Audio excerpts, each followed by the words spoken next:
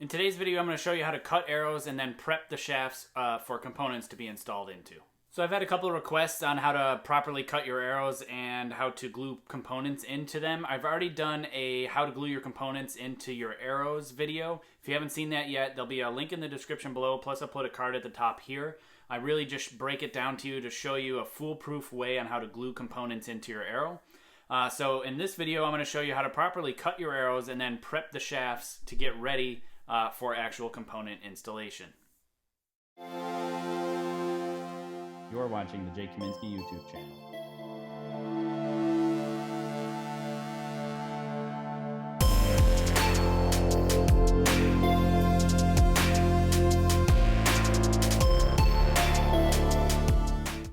In this video, I'm going to show you how to use the Weston Arrow Saw. It's just the saw that I have here, and that's what I've been using for years. It's worked for me great. It's a really affordable arrow saw. So if you're interested in buying an arrow saw, I would recommend this particular unit. I'll put a link in the description below on where you can find that arrow saw. That is an Amazon affiliate link, so disclaimer, I do get some kickback from those sales. So when you click on that and you buy the arrow saw or buy anything on Amazon within 24 hours of clicking on that link, I do get a percentage of sales. And I really do thank everybody that does click on those links and does their Amazon shopping, because it makes a huge difference for this channel and it allows me to continue to produce free content for everybody else at home. So anyway, the arrow saw itself isn't anything really fancy. I picked this particular unit because I can cut arrows at any length. Some of the other arrow saws that are out there on the market, this actual scale of where the inches are, or the centimeters, whatever you use to cut your arrows, some of them end down here near 20 inches. So there's no support for you to cut an arrow much shorter than that.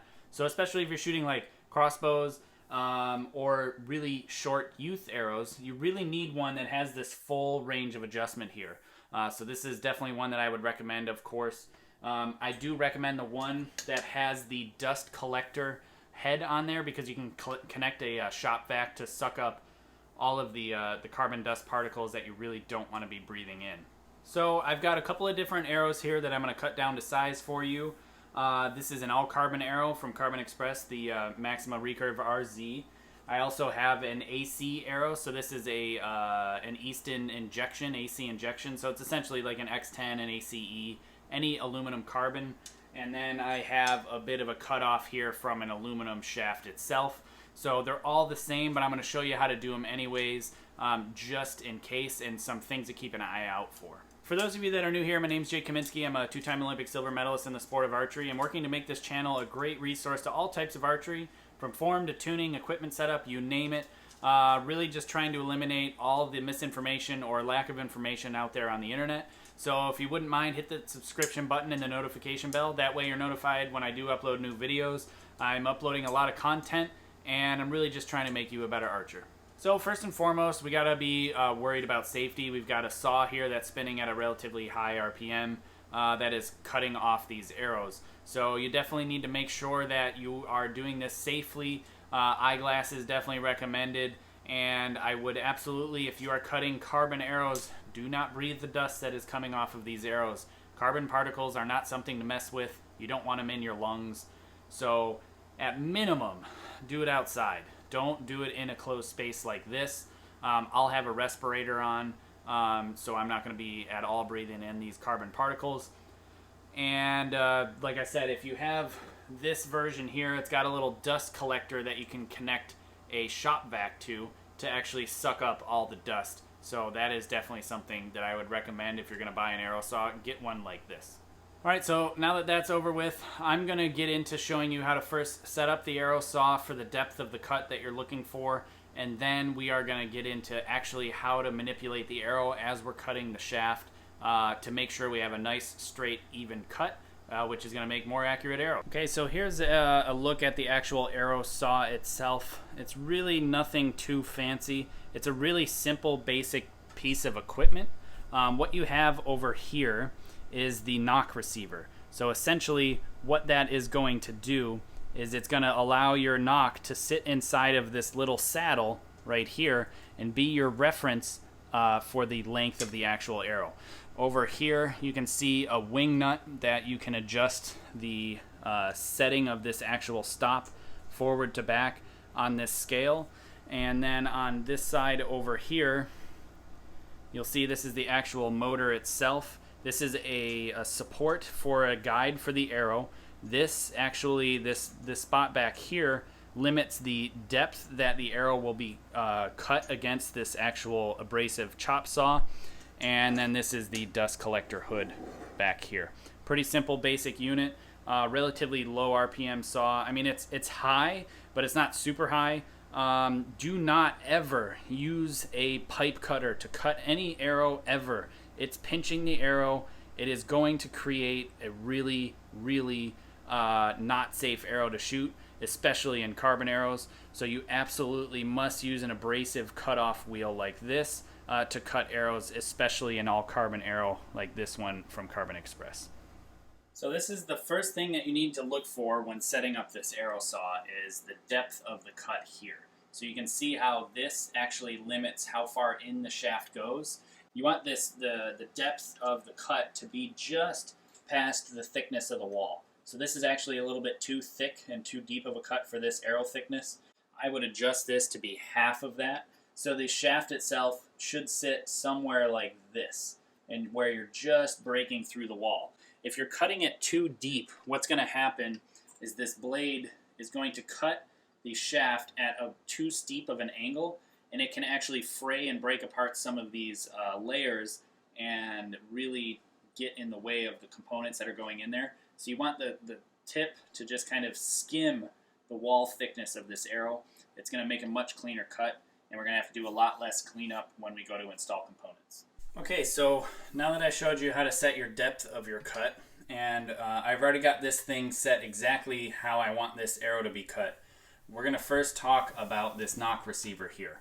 So essentially what you need to do when you're cutting arrows, the first thing that's the absolute most important thing, is when you are putting the knock into the receiver, you have to push the knock against the receiver the whole time. As you're pushing into it, you then rotate the arrow as you are cutting against the cutting head. And you really need to be making sure you're pushing pressure back here, because if you come off of that at all, you're going to change the flatness of the end of your shaft, and sometimes that can really change the alignment of the components. So it's really important to make sure the flat of the shaft is cut very, very perpendicular to the shaft and consistent all the way around the shaft. So essentially, what you need to do is when you're going to get ready, you're holding on to the middle part here, not this part here that is going to be cut off. You want that to just kind of be sitting in space.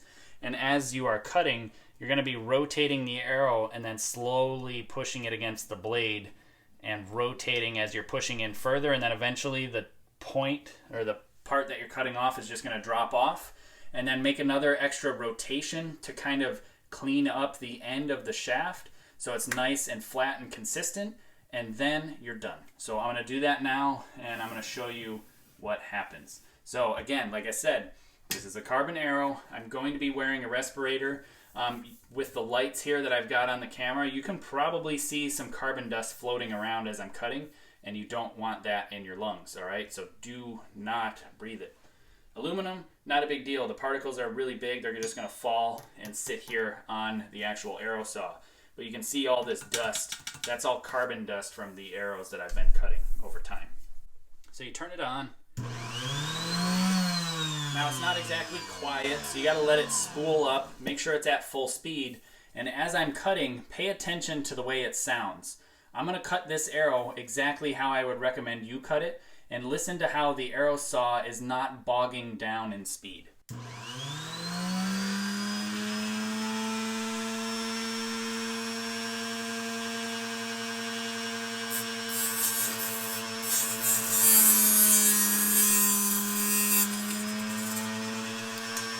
So that's it. Really simple, really straightforward. But now, see this table here? It's not really clean, but it's white. And I'm going to smack the end of it on the table and watch the dust that comes out of it. And you can use the cutoff if you want. But you can see this stuff we got to work on cleaning out of the arrow before we glue our components into the arrow. But the end of the shaft nice and clean and straight, nice easy cut, and it went really well. Now I'm going to hold on to this and I'm going to show you too fast of a cut, and you'll hear the saw bog down, so you don't want to do this.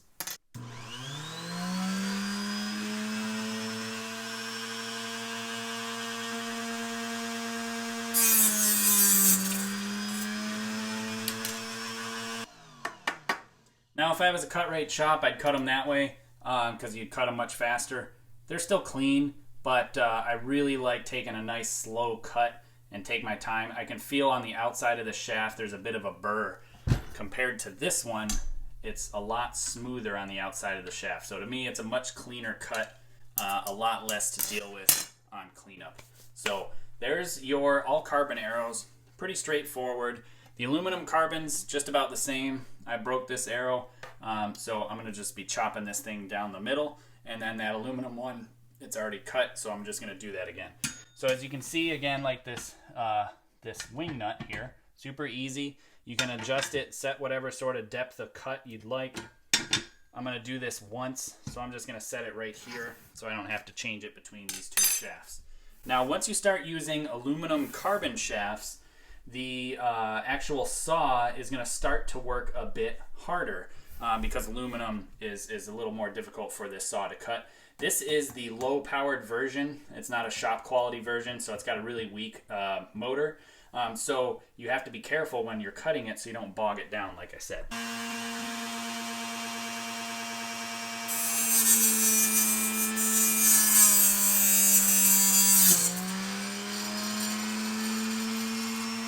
So again, really nice and clean. And now you'll start to see what we need to be careful of, especially with aluminum, is that burr in the inside. So we're gonna have to chamfer these to clean them up a little bit. And it's not very difficult. I'll show you how to do it here in a second. But I'm gonna cut the other aluminum one correctly, and then I'm gonna cut it incorrectly, and you'll really hear it bog down.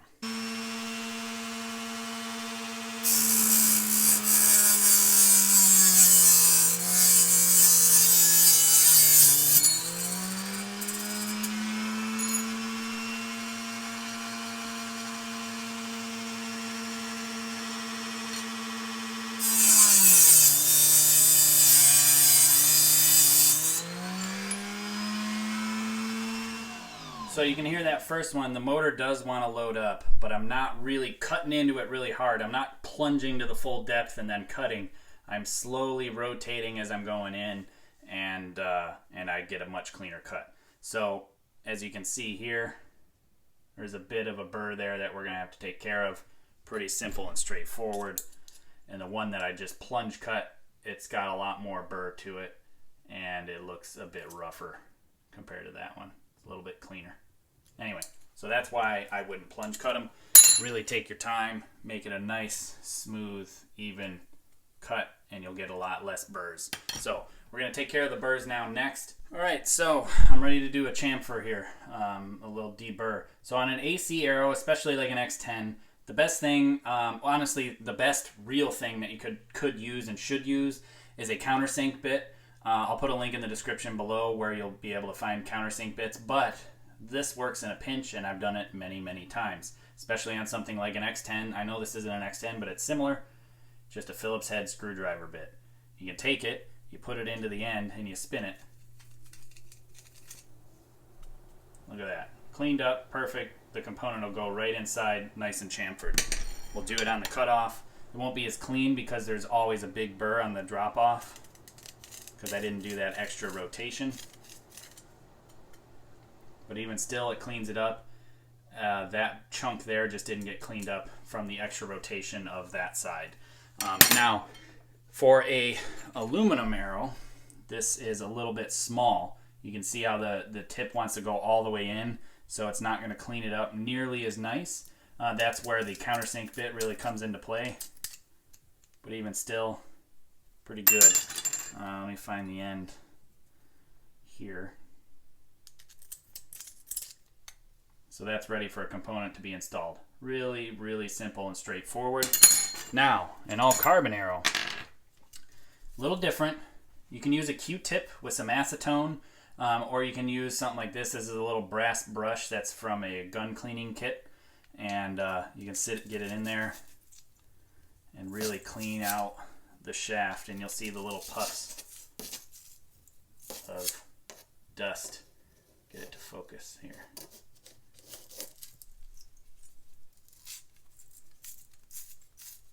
That's it. So now it's nice and clean, deburred. Now compare what you just saw. We'll compare these two. Clean version, unclean version. See the dust? That carbon dust is absolutely going to prevent the components from bonding to the actual shaft, especially if you're using something like a CA glue or an epoxy. That dust is really going to foul things up. So just a couple spins in and out. Nice and clean. Ready to go to have components glued in. So that's about it as far as cutting arrows is concerned. I do want to make an announcement. We do have our copies that is Tuning for Performance in stock.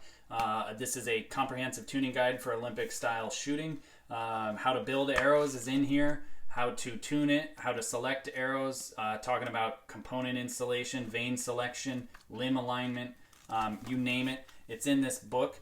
I really worked to make a good resource that had no fluff in it for people to really just pick up and figure out exactly what's in it from all of these things. Basically, just trying to give you my tuning method on how to set up and tune an Olympic style recurve, how I did from out of the box to the Olympic Games. This is available on my website, jkaminski.com. Plus, I'll put links in the description below where you can find it on Amazon as well as my website. So, thanks for watching. Thanks for watching, and thank you to my Patreon supporters. If you want to become a Patreon supporter or check out books, apparel, and some seminar info, head to jkaminski.com, and be sure to hit that subscribe button and the notification bell to be notified every time a new video is uploaded. And I appreciate you watching. Thank you again.